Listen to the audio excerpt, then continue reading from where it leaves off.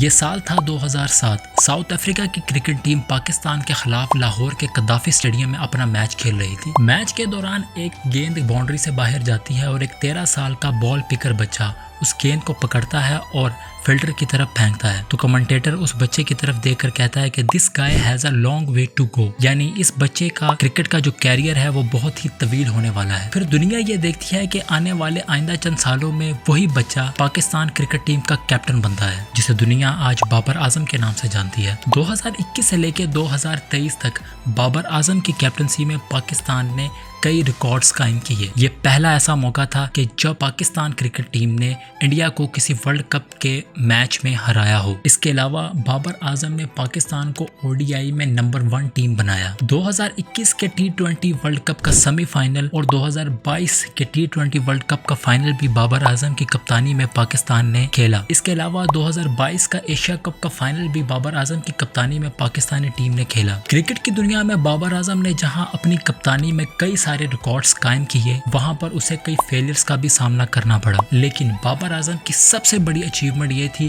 کہ اس نے cricket fans کے دلوں میں اپنا ایک گھر بنا لیا تھا، اور آج بچے بچے کی زبان پر صرف بابر اعظم کا ہی نام ہے۔ کسی کو کیا پتا تھا کہ 13 سال کا وہ بال پکر بچہ کرکٹ کی دنیا کا ایک روشن ستارہ بن جائے گا، لیکن وہ کہتے ہیں نا کہ اللہ تعالیٰ جسے عطا کرے پھر اس سے کوئی چھین نہیں سکتا۔